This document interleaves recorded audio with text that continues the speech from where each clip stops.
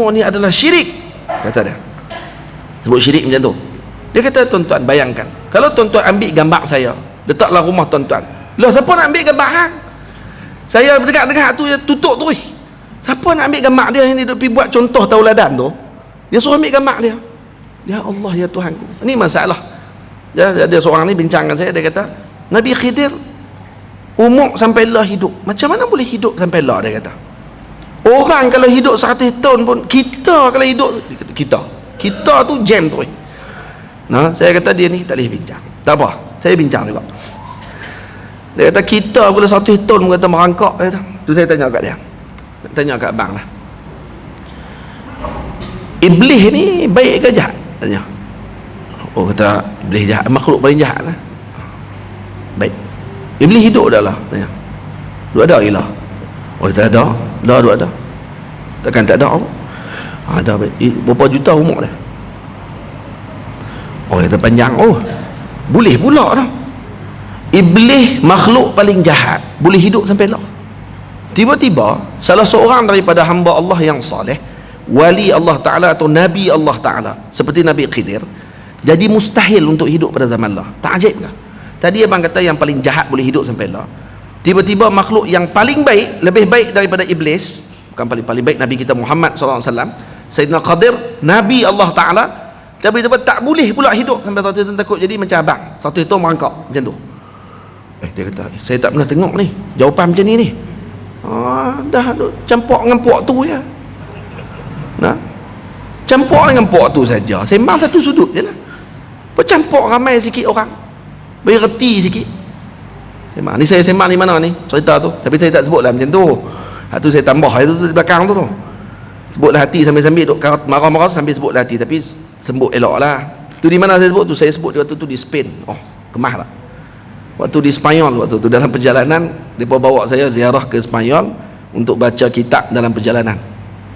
Mereka bawa saya ziarah ke Spanyol selama 2 minggu. Waktu saya di Mesir lagi waktu tu. Jadi waktu tu dalam bah, perbincangan tu berlaku dalam bah dengan tour guide kami. Hak tukang bawa tu, dia pun nak pergi ceramah juga, tu tak tahan tu. Tak payahlah ceramah, kalau kata dah tak tahu, dia pergi ceramah juga, dia pergi komen pula yang sonoknya, duk cerita pasal sejarah Spanyol, tiba-tiba masuk Nabi Khidir, tu tak tahan tu. Mengikut mana ni dia punya anak pulunnya. Lepas kena konar tu lagi dia kata, saya tak nak dengar jawapan tu. Tak nak dengar lah, campur satu sudutnya, baca apa satu kitab. Jadi saya kata, dan kalau mereka bagi contoh, dia kata Nabi Khidir tidak lagi hidup pada zaman sekarang ni. Kenapa? Karena Nabi pernah menyebutkan pada satu malam di Madinah Al-Munawwarah, Nabi mengatakan dalam hadis tersebut bahawa daripada saat aku menyebutkan ini sehingga 100 tahun akan datang, tidak akan ada seorang pun ala wajhil ard, di atas muka bumi ini yang hidup pada waktu tersebut. Maknanya Nabi kata waktu sekarang ni aku sebut sampai 100 tahun lagi. Dan kata para ulama, terakhir di kalangan para sahabat Nabi yang wafat namanya Sayyidina Al-Imam Sayyiduna Abu Tufail. Sahabat Nabi namanya Abu Tufail, dan umurnya ketika wafat pada waktu tersebut adalah ketika tahun 100 Hijriah, lebih kurang. Lebih sikit lah daripada zaman Nabi SAW menyebutkan perkataan tadi. Maknanya tidak ada lagi sahabat selepas tu. Sebab tu ada orang yang mengaku kata selepas tu dia kata dia sahabat pada umur dia 600 tahun katanya. Saya sahabat, tapi bila tengok balik dengan tahun yang dia ada pada waktu tersebut, ni berlaku dalam kitab-kitab hadis disebut, atau kitab-kitab rijal, ada dua orang lelaki yang mengaku kata mereka adalah sahabat Nabi pada waktu tu, dan kemudian dia hidup sampai sekarang, masih hidup lagi katanya sampai waktu itulah. Dan kalau dikira dengan umur waktu tu 600 tahun. Ini kalau bercanggah lah dengan hadis tadi. Kenapa? Karena Nabi kata siapa yang ada ala wajhil ard, di atas muka bumi pada waktu sekarang ni, maka dia tidak akan hidup pada waktu ni. 100 tahun lagi dia tidak akan hidup. Ini yang sebahagian ulama seperti Imam Ibnu Hajar dan seumpamanya berpegang mengatakan Nabi Khidir telah wafat kerana berdasarkan hadis tadi. Baik, macam mana pula ulama yang pegang kata Nabi Khidir masih hidup, dan bukan seorang yang jumpa dengan Nabi Khidir, ramai yang jumpa Nabi Khidir. Baik, kalau macam tu macam mana pula? Maka kata mereka, Nabi kata ala wajhil ard, Nabi Khidir bukan di atas muka bumi, Nabi Khidir duduk di atas laut, maka dia tak termasuk dalam doa tu. Tu jawapan para ulama yang kata Nabi Khidir masih hidup lagi. Karena beliau tidak duduk di atas muka bumi waktu ketika mana Nabi menyebutkan doa tadi ataupun sebutan tadi, khabar tadi. Sebaliknya beliau berada ala wajhil ard, ala wajhil ma, iaitu di atas air pada waktu tersebut, karena beliau penjaga laut. Dan disebutkan oleh para awliya Allah Subhanahu wa taala. Saya tidak maulah panjang benda-benda macam tu lagi. Tuan-tuan kata cerita apa pula ni? Cerita apa? Jadi fitnah kalau cerita ni, jadi fitnah. Ada orang kata kadang-kadang dia kata, kenapa nak cerita benda macam ni kepada orang awam dan seumpamanya. Dia kata takut jadi fitnah, tak jadi fitnah. Dia fitnah kepada orang awam dah macam mana nak abang kata kita ni. Takkan kita tak boleh tahu kok benda tu. Dan benda tu tidak bercanggah pun dengan syariat dan tidak bercanggah pun dengan akidah, tak ada masalah apa-apa. Kena dengan umur panjang tak umur panjang ni masalah apa? Masalah ilmu. Kan saya sebutkan tadi tu permasalahan perbahasan tentang hadis dan macam mana ulama faham hadis. Jadi kawan-kawan, kalau kita baca selepas ni, kita ada dua pandangan yang disebut oleh para ulama. Kamu nak pegang mana silakan, kamu tak ada masalah apa. Tapi kami berpegang dengan pandangan bahawa Nabi Khidir masih hidup. Yang tu. Tamam? Nabi Khidir masih hidup dan ditemui dan mungkin untuk ditemui, tidak ada masalah. Dan disebut oleh para ulama bahawa Sayyidina Khadir setiap hari setiap raya setiap haji, waktu haji, maka beliau akan bersama dengan Nabi Allah Ilyas alaihi salam akan bertemu di Mauqif. Dekat dengan Arafah. Dan kemudian mereka akan menunaikan haji bersama-sama, dan kemudian mereka akan mencukur rambut satu sama lain, dan mereka akan minum air daripada tapak tangan masing-masing. Sayyidina Khadir akan suap ke mulut Sayyidina Ilyas, dan Nabi Allah Ilyas akan suap pula ke mulut Sayyidina Khadir. Tamam? Dan Nabi Ilyas juga dikata oleh para ulama masih hidup sampai sekarang. Itu disebut oleh para ulama dalam kitab bahawa ada 4 orang Nabi yang masih hidup, 2 di langit dan 2 di bumi. 2 di bumi ialah Nabi Ilyas dan Nabi Allah Khadir, dan 2 di langit iaitu Sayyidina Idris alaihi salam dan Nabi Allah Isa alaihi salam yang nanti akan turun ketika akhir zaman. Baik, peristiwa berkenaan dengan pertemuan Nabi Musa dengan Nabi Khidir disebutkan oleh Allah dalam surah Al-Kahfi 20 ayat. 20 ayat, paling panjang, paling banyak cerita. 20 ayat tadi, satu ayatnya sahaja. Ayat apa, Ustaz? Hal attabi'uka. Cara tidur tak ni tu. Kira jawab balik tu nak bagi tak kena marah lagi. Hal attabi'uka ala an tu'allimani mimma 'ullimta rusyda. Ayat tu sahaja disyarahkan oleh Al-Imam Fakhruddin Ar-Razi, dikeluarkan 12 adab yang ditunjukkan oleh Sayyidina Musa kepada Nabi Khidir. Satu ayat tu saja. Tu tak syarah 20 ayat. Kalau syarah 20 ayat jadi kitab ni. Ni. Satu kitab ni. Ni kitab tajuknya Asrar Al-Abdi Salih wa Musa alaihi salam. Iaitu rahsia Abdus Salih, iaitu Nabi Allah Khadir dengan Nabi Allah Musa alaihi salam. Dalam ni diceritakan sir perjalanan pertemuan Nabi Khidir dengan Nabi Musa. Saya tak cerita semua lah ni. Cerita yang berkait dengan 4 fitnah tadi dan apa yang kita nak kena buat. Sayyidina Khadir minum ma'ul hayah tu yang jadi panjang cerita sampai ke sini ni. Sampai tadi khilaf ulama hidup tak, masih hidup lagi ke tidak hidup lagi ke, ma'ul hayah tu di mana, tu tanya. Tak hidup pergi cari pula. Orang kita kata ma'ul hayah, maksudnya kalau minum jadi immortal. Ini dah cerita Zeus, ni. Ni cerita orang panggil apa? Clash of the Titan ni kata ni. Cerita lawan dengan dewa-dewa Greek ni. Immortal maksudnya badan tak akan mati sampai bila-bila. Dah memang ada ma'ul hayah, dipanggil ma'ul hayah, air kehidupan, dan diminum oleh Sayyidina Khadir dan tidak diminum oleh Iskandar Zulkarnain. Kenapa? Karena kedua-duanya mengikut kepada apa yang telah ditakdirkan oleh Allah kepada mereka. Sayyidina Iskandar Zulkarnain memerintah timur dan barat. Azan tak bunyi? Sebentar lagi. Sayyidina Iskandar Zulkarnain memerintah timur dan barat, dan beliau berjelajah ke timur dan barat, melihat alam dan juga melihat apa yang telah Allah Ta'ala jadikan. Dan beliau ada pelbagai rahsia dan juga asrar yang disimpan oleh beliau. Dan sebagian ulama mengatakan bahawa memang dipanggil Zulkarnain kerana mempunyai 2 tanduk. Katanya yang menguasai 2 tanduk, iaitu tanduk timur dan tanduk barat, maka dia disebut Zulkarnain. Sebahagian ulama kata lahu qarnan, memang dia ada 2 tanduk. Dia orang yang ada tanduk macam tu, tanduk dia. Allahu a'lam. Nah, dan dia hamba yang soleh, hamba Allah yang soleh. Sebagai mengatakan beliau adalah nabiyyun min anbiya'illahi subhanahu wa ta'ala, nabi daripada nabi-nabi Allah. Maka kalau dia nabi, maka tidak ada tanduk lah. Orang yang segak dan juga orang yang luar biasa keilmuan beliau. Para hadirin yang dirahmati Allah subhanahu wa ta'ala sekalian, jadi ada 4 fitnah yang telah kita sebutkan yang akan kita hadapi sepanjang kehidupan kita. Nah, fitnatul din, fitnatul mal, fitnatul ilm, dan fitnatul al-mulk. Dan keempat ini memerlukan kepada syarahan yang panjang untuk kita selesaikan satu persatu. Maka saya simpulkan, para hadirin yang dirahmati Allah, keempat-empat ini disebut oleh Nabi kita Muhammad sallallahu alaihi wasallam, rangkumannya, suruhan daripada Rasulullah untuk kita membaca surah Al-Kahfi. Dan disebut oleh Nabi kita Muhammad sallallahu alaihi wasallam dalam hadis yang diriwayatkan oleh Sayyidina Abi Darda, man hafidha 10 ayatin min awwali suratil kahfi, wa fi riwayati Muslim min akhiril kahfi asama aw usima min fitnatid dajjal. Usima min fitnatid dajjal. Sesiapa yang menghafal 10 ayat yang pertama daripada surah Al-Kahfi, dalam riwayat Sahih Muslim daripada akhir surah Al-Kahfi, yakni 10 ayat terakhir, usima min fitnatid dajjal, maka dia akan terjaga daripada fitnah dajjal.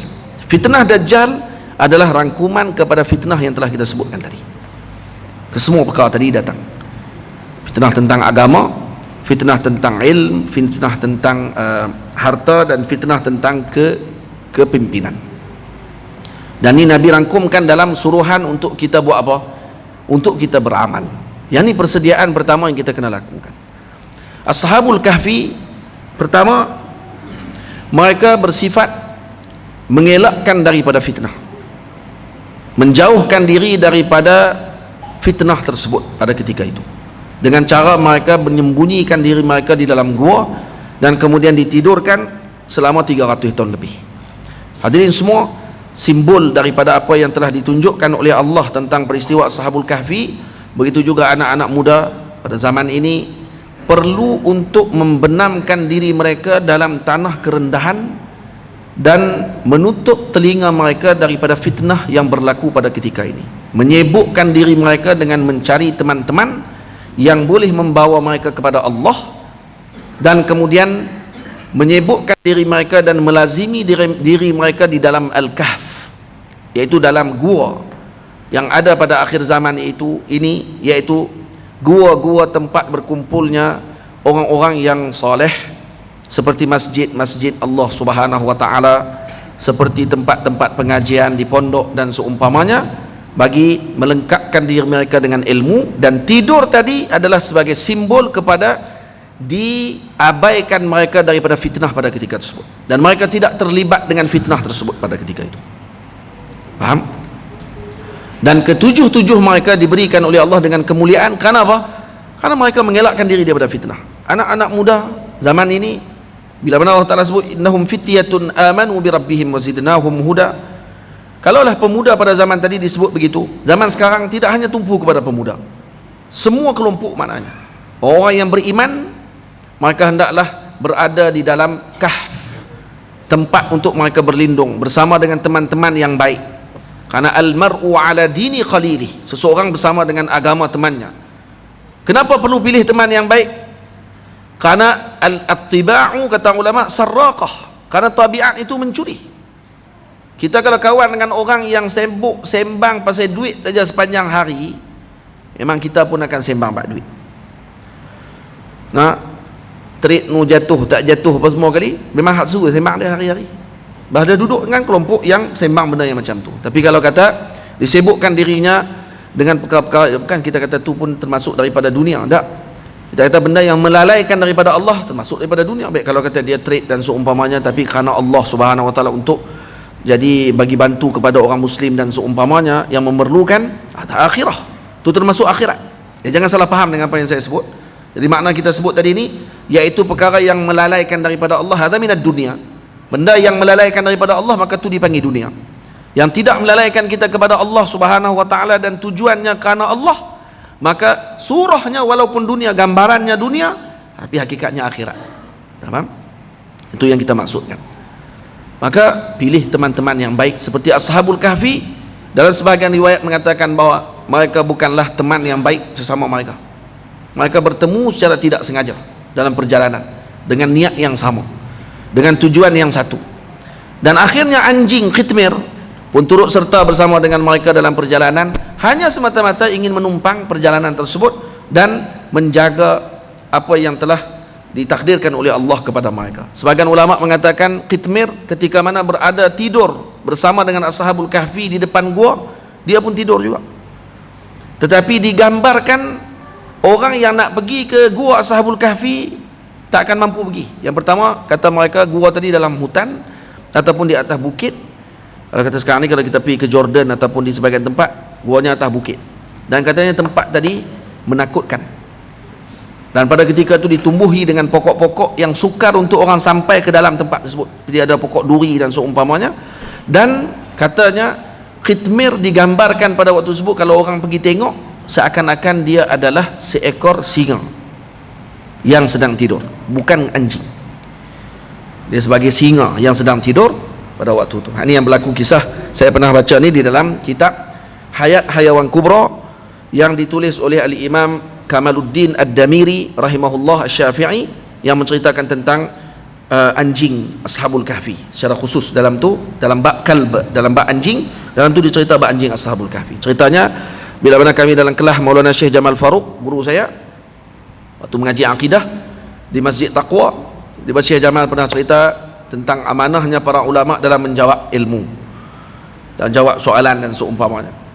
Maka ditanya kepada seorang Syekhul Azhar pada waktu tersebut, seorang lelaki mai tanya kat Syekhul Azhar waktu tu, dia sedang nak keluar daripada Masjid Azhar. Dia kata, wahai imam, tadi dibicara berkenaan dengan Ashabul Kahfi yang kamu syarahkan tadi. Kemudian cerita bab anjing Ashabul Kahfi. Anjing Ashabul Kahfi ni dia warna apa? Tanya tu. Duk ingatkan nak tanya apa? Tanya warna apa? Jam. Tanya pula kepada Syekhul Azhar. Syekhul Azhar ni ketua ulama Azhar waktu tu. Syekh ni kata apa? Saya pun tak perasan. Dalam kitab sebut warna apa? Dia tak marah. Dia tak kata tanya soalan kan anjing warna apa, ikut sukalah warna apa. Tanya penting-penting sikit tak? Saya tak kata macam tu. Tak, kamu tanya soalan. Dan hak dia untuk dia tanya soalan. Lepas tu kata ulama, as-sa'il qawi. Orang yang bertanya ni dia lebih kuat sebenarnya daripada yang ditanya. Sebab tu kalau kata di Mesir, guru-guru ketika mengajak, ketika dia dah habis mengajak kitab dan seumpamanya, dia akan suruh sebut kepada murid-murid, dia kata apa? Ajizni. Ajizni maksudnya lemahkan saya. Lemahkan saya dengan maksud apa? Tanya soalan. Kenapa? Karena yang bertanya fi janibil qawi, dan juga yang ditanya al-mas'ul fi janibid dha'f, di tempat yang orang yang lemah. Kenapa? Karena dia mungkin tak boleh jawab soalan tadi. Sebab tu dia akan sebut dengan ajiz ni. Dia panggil ta'jiz, uslub ta'jiz. Ta'jiz maksudnya untuk melemahkan sampai ditanya soalan sampai tak boleh jawab. Dan tu macam itulah. Tapi Masyaikh kalau dia sebut macam tu, maknanya dia sangat yakin dengan ilmu dia. Tanya, nak tanya apa? Tu dia. Dia kemah tu tu. InsyaAllah dia boleh jawab. Jadi bila dia balik ke rumah, dia duduk di maktabah dia, di library dia, dia duduk buka kitab. Anak dia main tanya. Anak dia kebetulan pada waktu tu nak ambil periksa syahadah alimiyah. Syahadah alimiyah ni syahadah paling tinggi di Azhar waktu tu. Jadi kalau dapat tu syahadah tu, di Azhar dia ada beberapa syahadah untuk nak mengajar dalam Masjid Azhar ni. Dulu-dulu. Dia akan mengaji contohnya di Azhar 8 tahun, 9 tahun, 10 tahun mengaji di Azhar. Kemudian kalau dia dah yakin kata dia nak mengajar, dia akan pergi jumpa dengan lajnah. Lajnah ni maksud dia tempat untuk pengurusan masuk ke Azhar pada waktu itu. Masih zaman mengaji di masjid. Ni zaman dulu ni. Ni saya cerita ni nak bagi buaya semua tahu macam mana ulama dulu mengaji. Ini dicerita oleh siapa ni? Cerita oleh Syekh Mubarak Ali Basha dalam kitabnya Khutat Taufiqiyah. Semua ada dalam kitab semua. Ada baru ni ada seorang Pak Long ni, dia tulis, dia kata, saya ni saya suka dengan ustaz-ustaz yang tidak terkenal, kata dia. Kenapa? Karena mereka selalu menyebutkan Al-Quran dan hadis, bukan daripada kitab itu dan kitab ini. Perhutak dia. Bodohnya, ya Allah ya Rabbi ya Karim. Apalah, aku suka dia lah kata. Dia nak abang sebenarnya, saya suka ikut Wahabi, itu yang nak abang. Abang lah tu jelas-jelas. Suka ustaz tak terkenal lah, apalah. Saya tidak melihat kepada bilangan yang ramai dalam kelas. Yang saya pentingkan adalah Al-Quran dan hadis yang dia baca.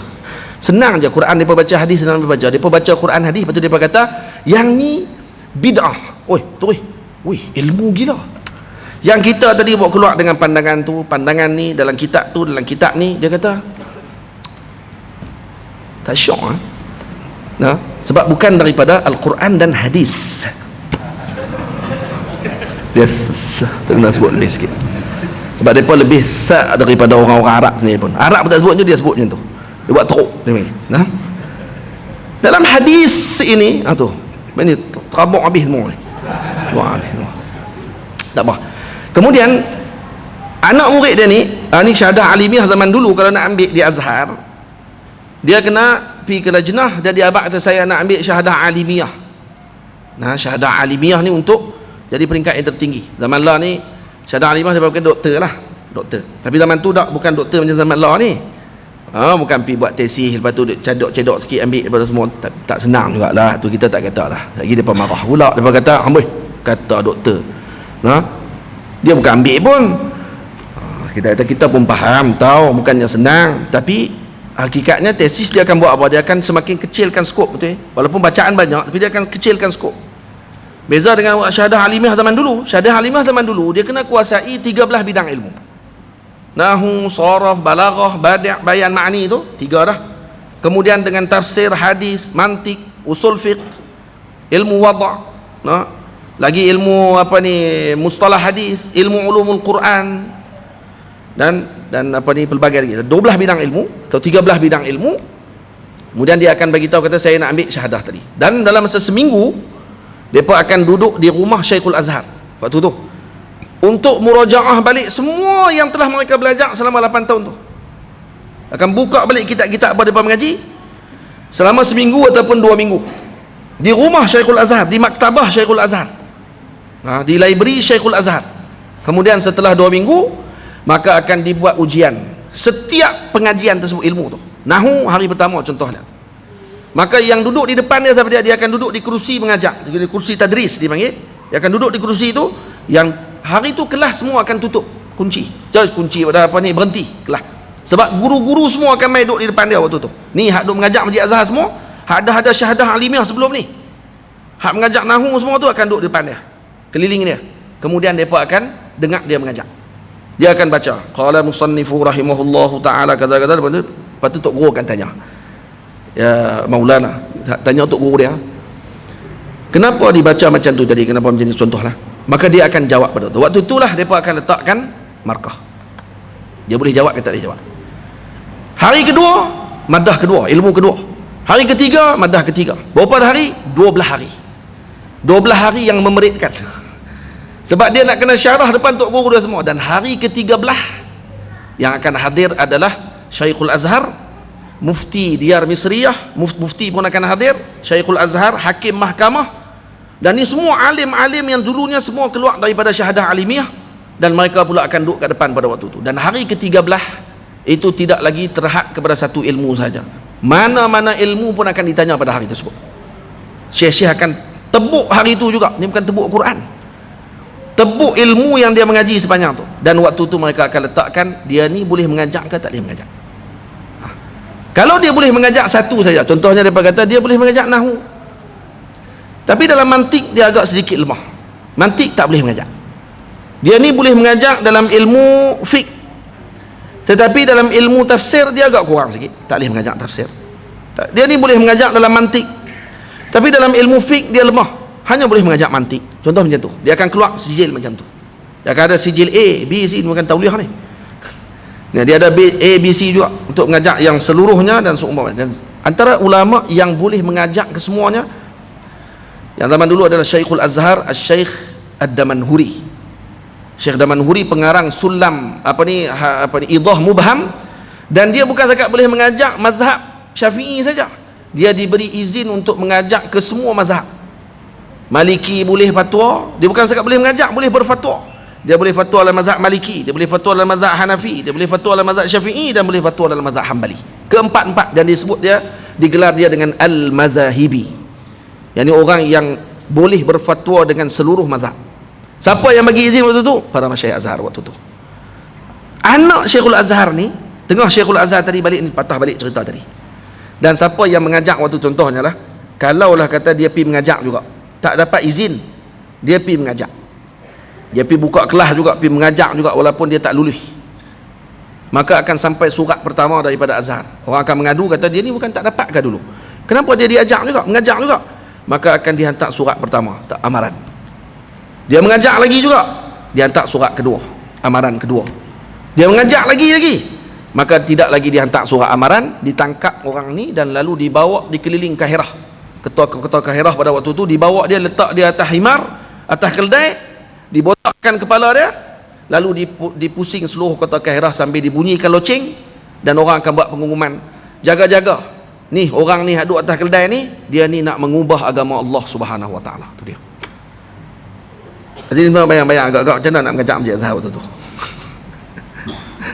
Kalau silap je dia boleh pergi mengubah agama Allah. Tapi zaman orang tak takut benda tu. Dia baca ikut suka dia, dia syarah ikut suka dia, dan dia tak takut pun dia ubah agama Allah. Tamam? Kemudian bila Syekhul Azhar ni balik, patah balik cerita tadi, nak habis dah ni. Dia pun buka kitab, anak dia tanya, ayah buat apa? Dia kata tadi lalu dekat Masjid Azhar, ayah dia Syekhul Azhar. Nak jadi Syekhul Azhar ni, cukup jadi Syekhul Azhar pun kita tahu dah lah, tak payah tanya lah dia ujian macam mana, faham tak? Nah, jadi bila ditanya, ayah dia buat apa? Dia kata tadi saya lalu nak keluar daripada masjid, tiba-tiba ada seorang hamba Allah Ta'ala tahan saya dan tanya kepada saya, anjing Ashabul Kahfi warna apa? Ni saya duk buka kitab, dia kata ni duk cari tengok anjing Ashabul Kahfi warna apa tau. Sebab saya dah kata insya-Allah esok saya akan jawab. Masa duk cari lagi tak jumpa, kata dia. Anak dia kata, astagfirullah. Dia tanya yang tu, ayah jawab je lah, dia kata. Syekhul Azhar. Syekhul Azhar kan, Syekhul Azhar kalau dia kata warna hitam pun orang percaya, kalau dia kata warna kelabu percaya. Dah Syekhul Azhar yang jawab ni. Syekhul Azhar waktu tu dengar, ayah ni dengar, dia pun buka. Esoknya tu ataupun minggu selepas tu ada imtihan, ada periksa untuk anak dia, dan yang menggagalkan anak dia adalah ayah dia sendiri. Ayah dia gagalkan periksa dia tidak lulus. Budak ni tidak lulus, pada anak dia alim. Kenapa tidak lulus? Kata dia, ya dia alim. Guru lain semua tak setuju. Kata kenapa digagalkan? Dia alim dan dia jawab semua betul. Tak, dia tidak ada amanah. Dia alim tapi tidak ada amanah dalam ilmu. Semalam waktu ketika mana saya sedang cari tentang apa ni, warna Ashabul Kahfi, anjing Ashabul Kahfi, Qitmir, lalu dia suruh saya jawab ikut suka saya, tanpa saya rujuk kepada apa yang disebut oleh para ulama, dan dia suruh saya tipu pula tu. Dia tahu orang macam ni tidak layak untuk jadi alim. Dia kena bertaubat dulu daripada dosa dia, kena ubah dulu perangai dia, baru dia boleh jadi alim. Macam tu. Jaga sungguh para ulama dulu, jaga sungguh ilmu mereka, sampai anak mereka sendiri pun dia takkan bagi kalau tidak ada amanah. Nah, dan saya bila dengar baca cerita tu, saya balik ke rumah, saya pun buka kitab Hayat Hayawan Kubra. Saya ajarlah kok ni cerita bab binatang, kok jumpa. Dalam tu ada lebih kurang berapa puluh ribu binatang yang disenaraikan oleh Sayyidina Ali Imam Kamaluddin Ad-Damiri. Saya buka-buka tang Ashabul Kahfi ada, dan disebut pula warna anjing. Sekali lagi disyarah, kali dengan warna anjing. Qilah ulama pula, sebahagian kata, sampai sebahagian kata anjing Ashabul Kahfi itu bukan anjing, dia adalah singa. Sebahagian kata singa bukan anjing. Faham? Satu khitmir ni kalau kita lalu kata kat anjing ni, kalau kita kata khitmir kain salap, insya-Allah dia lari. Sambil lari lah. Saya lari, jangan takut, insya-Allah. Khitmir apa ni, ketua segala anjing. Dan khitmir nanti di dalam syurga akan jadi orang, dia akan berubah jadi orang, insya-Allah. Kita akan temu nanti, insya-Allah, sama dengan beliau, dia akan jadi orang. Jadi apa ni, Allahumma salli alaihi wasallam, buka, dan saya ada tulis dalam Facebook saya masa saya di Mesir lagi, saya tulis tentang warna anjing Ashabul Kahfi dan kisah yang berlaku tadi Dan kemudian bila saya cerita kisah tu, ada pula komen. Hak komen ni kata ni buat kepala tahu. Dia kata, lah kalau apa tanya apa, la ilaha illallah. Lepas depa komen tu yang baru saya cari warna anjing tu. Cari-cari ada. Dia kata orang tak ada tanya lah.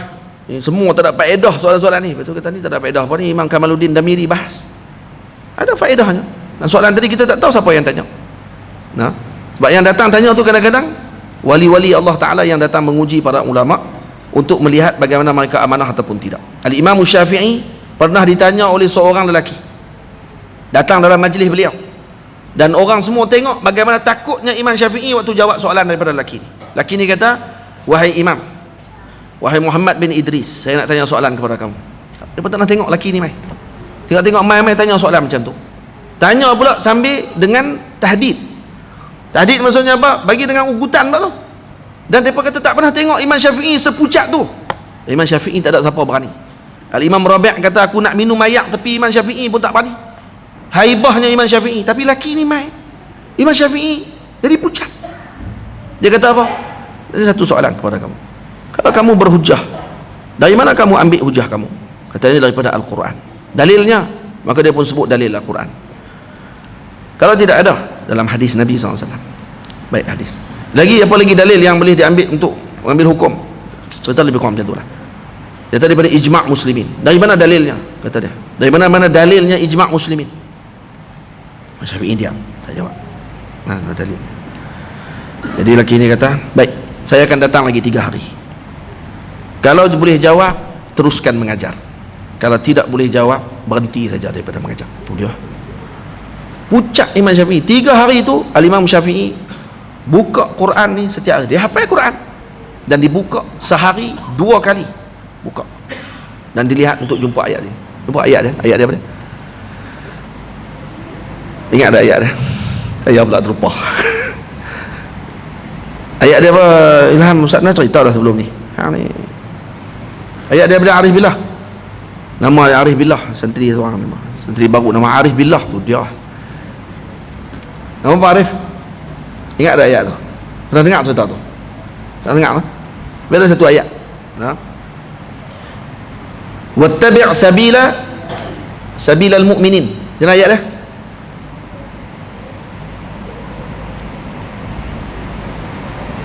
Ingat tak ayat dia? Tak apa sana, tak apa. Apa ni apa Quran ada syahdah pun tak apalah. Dicari balik ni beritahu balik Ustaz. Ayat dia lebih kurang. Ayat dia Ustaz. Ayuh, wattabi' sabila man anaba ilaihi. Ayat dia sebenarnya surah Nisa. Surah Nisa kan? Cari balik. Ayat tu bila mana sampai hari yang mana Imam Syafi'i tanya, Imam Syafi'i kata alhamdulillah saya dah jumpa. Lalu dibaca ayat tadi. Bila baca, maka dia kata dalam ayat ni bila mana disuruh mengikuti golongan mukminin, maka bermakna bercanggah dengan jalan golongan mukminin adalah salah satu daripada kemurkaan Allah. Jadi Imam Syafi'i menggunakan mafhum mukhalafah. Ayat tu sebut suruh ikut jalan mukminin dan jangan bertentang dengan mereka. Maknanya apa? Bertentang dengan mereka bermakna suatu kehancuran, dan maksudnya di sini wajib mengikuti ijma'. Maka lelaki ni kata apa? Tahniah, kamu boleh jawab. Teruskan mengajak. Kata ulama, tahu siapa dia lelaki tadi? Sebahagian kata ulama itu adalah malaikat Allah yang datang bertanya soalan kepada Imam Syafi'i. Sebab tu Imam Syafi'i takut. Sebab Imam Syafi'i kenal ni malaikat Allah. Sebahagian lagi mengatakan bahawa beliau adalah Nabi Khidir alaihi salam yang dikenali oleh Imam Syafi'i, dan muridnya tidak kenal. Kerana itu Imam Syafi'i takut. Kerana kalau dia bagi mengajar, boleh mengajar. Kalau dia tak bagi mengajar, tak boleh mengajar. Dan ini adalah penentuan hidup dan mati. Betul tu. Dan dia kenal siapa yang mai tanya tadi. Sebahagian mufassirin seperti kepada guru saya di Al-Azhar dalam kuliah tafsir mengatakan hadza malakun min malaikatillah. Itu malaikat daripada malaikat-malaikat Allah yang datang bertanya soalan terus kepada Imam Syafi'i untuk dijawab oleh Imam Syafi'i. Kalau tak boleh jawab, maka dia perlu berhenti daripada mengajar pada waktu tersebut. Dan ini bukti bahawa Imam Syafi'i melepasi soalan yang ditanya oleh malaikat. Itu dia. Maksudnya mai ikhtibar, yang mai soal tadi ni bukan orang calang-calang. Nah, salah satu daripada makhluk Allah Ta'ala yang agung-agung. Ini pada zaman dulu. Macam tu keadaan mereka. Dan juga bagaimana mereka berhadapan, seperti mana saya sebutkan tadi, Khitmir, cerita saya panjang sangat dah, no? Khitmir duduk dengan Ashabul Kahfi, Allah Ta'ala masukkan mereka ke dalam syurga. khitmir dimasukkan dalam syurga. Betul? Itu juga kata ulama, kalau kita nak masuk syurga, maka hendaklah kita bersama dengan orang-orang soleh. Khitmir bersama dengan orang soleh masuk syurga walaupun dia binatang. Takkanlah kita kalau kata bersama dengan orang soleh akan diabaikan oleh Allah. Semut yang beradab dengan Sayyiduna Sulaiman, waktu ketika mana Raja Semut sebut kepada Nabi, disebut Namlu Sulaimani, semut Sulaiman. Semut Sulaiman ni semut dia besar-besar, dia tak ketik orang. Semut ni suruh para semut yang lain masuk ke dalam sarang masing-masing. Kenapa disuruh masuk?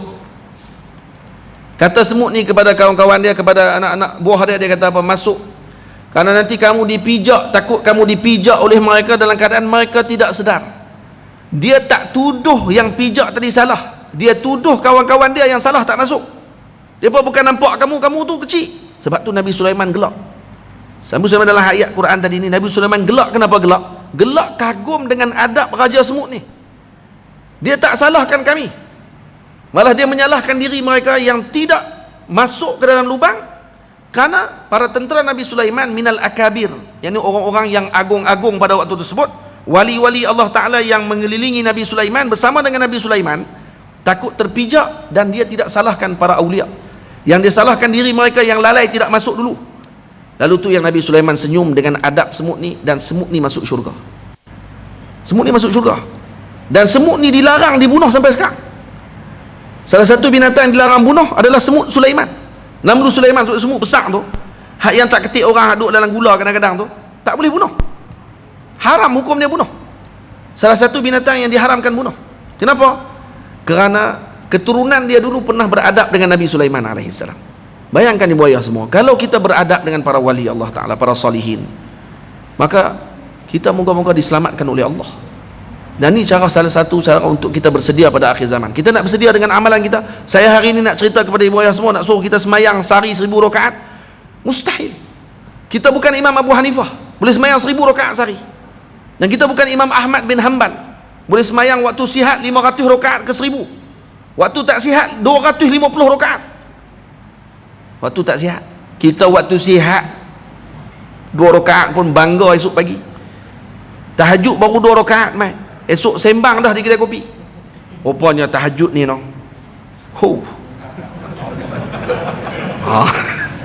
ada nampak tak muka-muka cahaya dia kata ni, dengan sebab tahajud semalam baru 2 rakaat. Faham? Imam Ahmad 250 rakaat kalau tak sihat. Kalau sihat 500 rakaat ke 1000 rakaat. Macam mana mereka boleh habiskan masa macam tu? Adakah tu berlaku dengan sadfah tiba-tiba? Tak, perlu isti'dad yang luar biasa. Saya tidak mau cerita yang tu. Cerita yang tu hanya kita akan menceritakan dan mengkagumi keadaan mereka, tapi akhirnya kita kata, kurang-kurangnya kita beriktikad bahawa mereka adalah wali-wali Allah Ta'ala yang mulia, dan kita berusaha untuk jadi seperti mereka walaupun tak dapat jadi. Tapi kita cerita yang hari ni yang realiti. Apa yang kita nak kena buat? Duduk dengan orang-orang soleh. Yang tu insya-Allah kita boleh buat. Jangan benci orang-orang soleh, jangan bermusuh dengan orang-orang soleh. Siapa orang soleh? Siapa sahaja, kita tak kenal. Kata guru saya Maulana Syekh Ahmad, kalau kamu nak baik sangka dengan siapa pun, maka anggapkan semuanya Nabi Khidir, insya-Allah kamu akan baik sangka dengan semua orang. Lepas tu jangan bermusuh dengan sesiapa pun. Kita bukan bermusuh dengan individu, ibu ayah semua. Saya duk marah dekat Wahabi, bukan kita dengan individu Wahabi, tetapi kita marah dengan pemikiran mereka.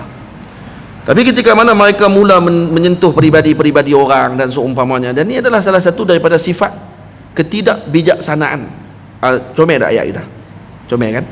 Tukar sendirilah ayat tu kan, kepada makna masing-masing. Tak cerdik.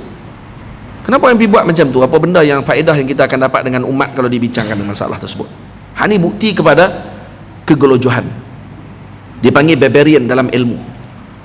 Dan ini salah satu fitnatul ilm, ketika mana tidak disulami dengan adab, yang mana diambil daripada guru-guru mursyid, seperti yang ditunjukkan oleh Sayyidina Musa dengan Nabi Khidir, dan bagaimana rendahnya diri Nabi Musa walau dia lebih tinggi kedudukan daripada Nabi Khidir, dan tak ada khilaf tentang masalah tersebut. Nabi Musa nabi ketiga selepas Nabi Muhammad, paling tinggi kedudukannya, tapi mampu merendahkan diri pada ketika tersebut di depan Nabi Khidir alaihissalam, dan meminta untuk mengikut petunjuk Nabi Khidir. Padahal kalau dari segi ilmu, kalau nak kata lah, siapa yang lebih lagi tinggi daripada Nabi Khidir alaihissalam kalau bukan Nabi Musa? Tapi dah Allah arahkan ketika tersebut untuk diberi pelajaran kepada salah seorang kekasihnya, maka Nabi Khidir menjalankan tugas tersebut. Dan kata Nabi Khidir, berapa soalan yang sempat dilaksanakan dalam 20 ayat tu? 3 aja. Pasal budak, pasal kapal, pasal dinding. Betul tak?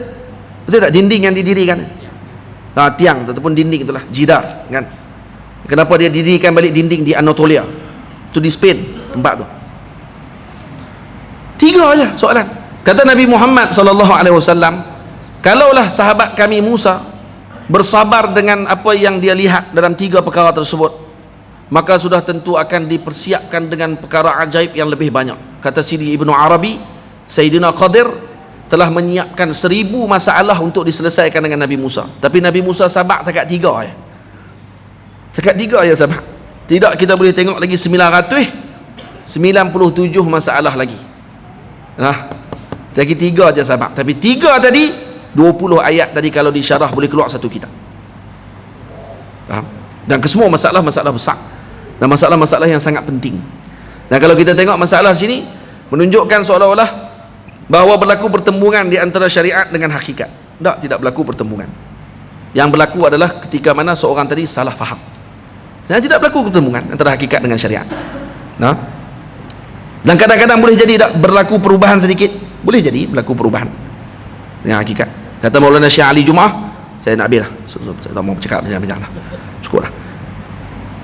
Kata Syekh Ali Jumaah, kadang-kadang ada juga berlaku sedikit perubahan. Contohnya, kalau kita mengaji dalam sains, dan sains bukan sihir, bukan sihir. Ada orang dia nak bertahan juga kata sains tu sihir. Lepas tu dia bawa keluar Wikipedia, saya tak tahan tu. Dia kata kat saya ni, ustaz, kalau jangan pandai agama saja, kena reti juga dengan waqi', reality. Kemah kata. Lepas tu tak mana hak kata sains tu sihir tu, bawa keluar Wikipedia. Wikipedia tulis tesis pun tak lulus yo. Jangan nak boleh tu jadi dalil untuk masalah ke, bawa keluar kitab Al-Imam Ibn Khaldun ke, bawa keluar kitab besar-besar sikit ke, bawa keluar lah kitab-kitab sikit. Ni bawa keluar hak yang nota Wikipedia natural magic, bawa keluar tu nama-nama ilmu-ilmu yang dalam sains. Dia kata macam saya duk syarah tu, saya kata tak ada masalah apa kalau yang tu. Sakat kata gabungan ilmu-ilmu, tidak boleh kata ilmu tu juga adalah sihir. Seperti mana ilmu usul fiqh adalah gabungan daripada ilmu lughah, ilmu bahasa Arab, ilmu furuq fiqhiyah dengan ilmu kalam. Terus kita kata usul fiqh adalah ilmu kalam. Betul ke? Mana betul? Dia gabungan 3 ilmu, gabungan 3 ilmu, istimdad daripada 3 ilmu, ambilan daripada 3 ilmu. Tapi adakah usul fiqh adalah ilmu kalam? Adakah usul fiqh ilmu lughah? Adakah usul fiqh ilmu fiqh? Kalau tidak tak sama lah ilmu usul fiqh. 3 tu ambilannya sama. Buaya faham tak faham saya tak tahulah. Ini saya syarah ni. Maksudnya kalau faham insya-Allah tidak sihir. Kalau tak faham pun tidak sihir juga. Jangan bimbang. Dia pergi ambil gitu-gitu je kemudian terus kata sihir. Tak apalah. Saya cerita apa tadi tahu lupa lah. Nak habis tadi. Seminit dah. Syekh Ali Jumaah pernah cerita, dia kata dalam satu kitab beliau, kalau kita mengaji dalam sains, ayat ni dia gabungan daripada apa? Gabungan daripada apa? H2O, betul tak? Hidrogen dengan oksigen, betul? Hidrogen dengan oksigen, 2 hidrogen 1 oksigen, betul? H2 tu kecil bawah tu O. Ibu ayah semua nak tanya, hidrogen dengan oksigen ini unsurnya panas ke sejuk? Nak tanya.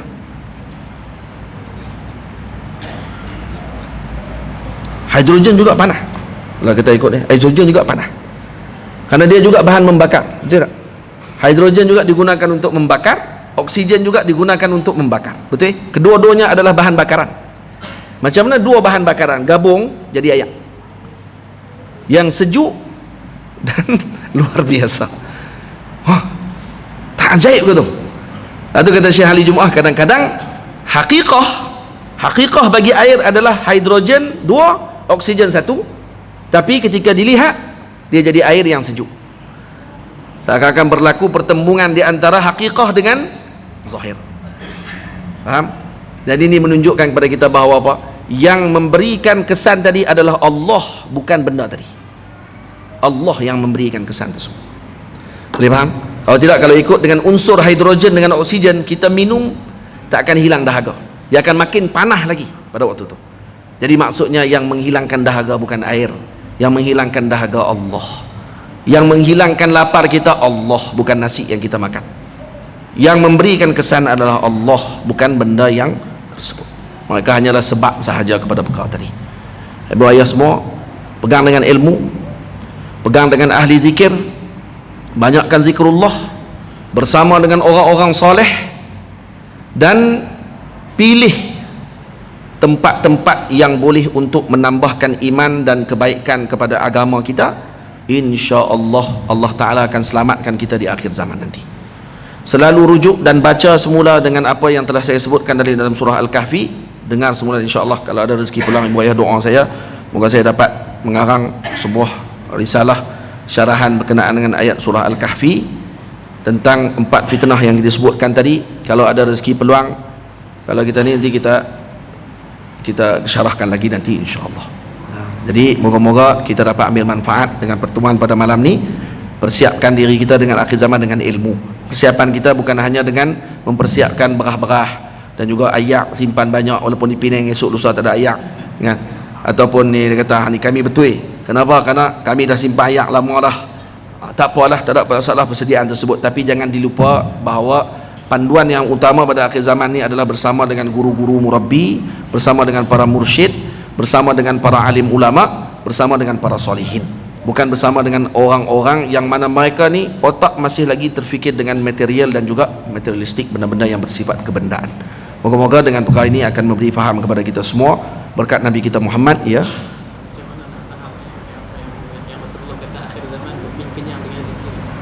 macam mana nak faham dengan mukmin kenyang dengan zikir pada akhir zaman? Itu maknanya nak bagi tahu kepada kita bahawa pada akhir zaman ini paling utama pada kita waktu ini adalah dengan amal, dan zikrullah adalah amal yang paling utama sekali pada akhir zaman.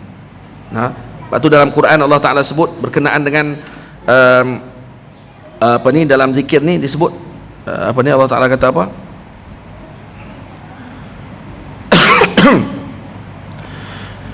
Kata dalam bab berkenaan dengan perang, dalam bab berkenaan dengan perang, apa kata Allah Subhanahu wa taala? Apa dia dalam perang berkenaan dengan ni? Dia kata wazkurullaha katsira. Wazkurullaha katsira. Sebelum tu cerita bab perang. Ada ayat dia. Tak ingat dah saya.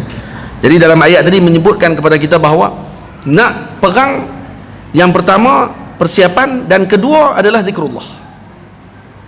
Dan kalau kita baca dalam kitab-kitab para ulama dan juga dalam ayat-ayat surah Al-Kahfi ini, kebanyakan ahli yang disebutkan tadi adalah kerana mereka meninggalkan zikir. Fitnah tadi akan berlaku ketika meninggalkan zikir. Ashabul Kahfi ahli zikir, Sayyidina Qadir, Sayyidina Musa ahli zikir, Sayyidina Iskandar Zulkarnain ahli zikir.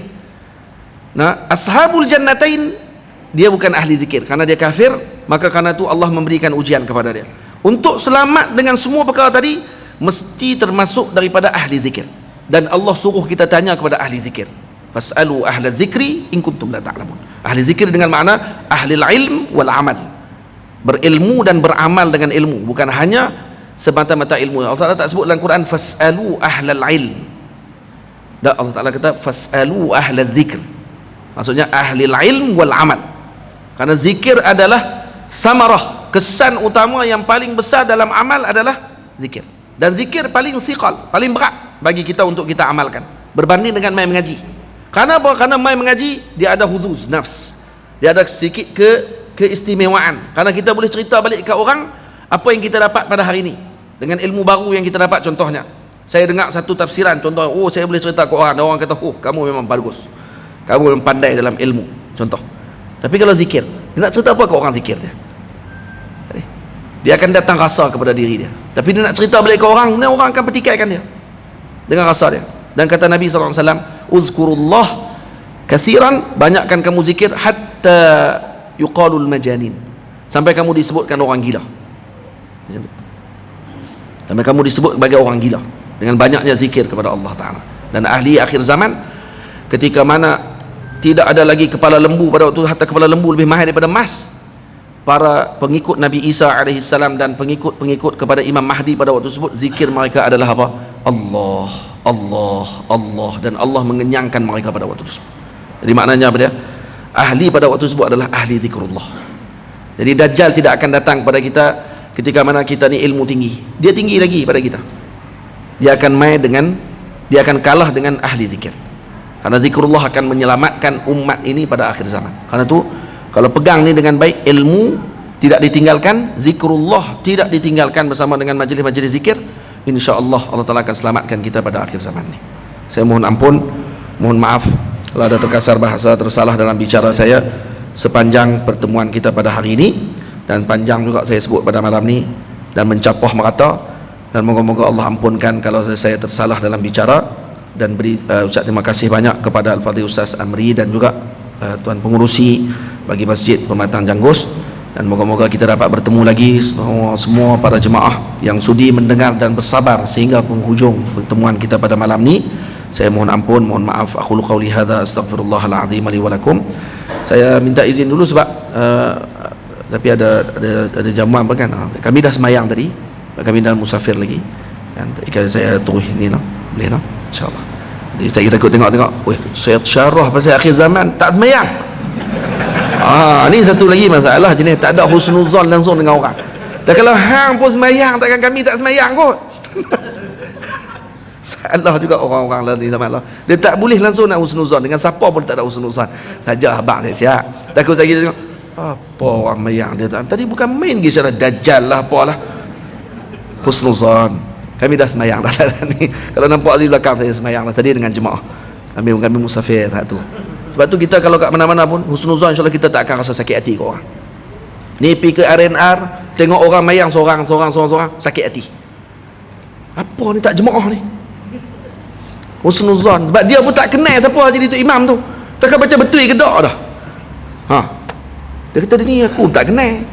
Takkan baca zero betul lagi kan. Apa dia? Siratal ladzina am'amta alaihim. Tak jadi mampu. Dia kata baca semayang zuhur pula, dia kata. Saya tak dengar dia baca. Dia kata kacau lagi. Tak apa, kita kata husnuzan lah. Husnuzan kalau kata ni tak nak masalah apa. Boleh semayang je. Tak, kalau kata dia nak pegang, kata dia nak selamat daripada benda tu, ataupun dia ada urusan lain yang dia terpaksa cepat, husnuzan saja, senang. Dia nak semayang seorang, ikut suka dia. Mungkin dia tak jumpa aku hadis semayang 27, semayang seorang-seorang 1, dia tak jumpa aku hadis tu. Ataupun dia jumpa tapi dia ada masalah. Mungkin kalau dia semayang jemaah, mungkin dia boleh terberak waktu tu. Tapi kalau semayang seorang-seorang, dia tak akan terberak. Husnuzan, insya-Allah kita tak akan rasa sakit hati, betul tak? Tapi bila kita ada husnuzan ke orang anu tak kenal, ni tak kenal, kali kita tak akan tenang hidup kita. Betul? Bukan sebab saya kami dah semayang tak ni, tak. Ini akhir zaman juga tu pun, no? Assalamualaikum warahmatullahi wabarakatuh.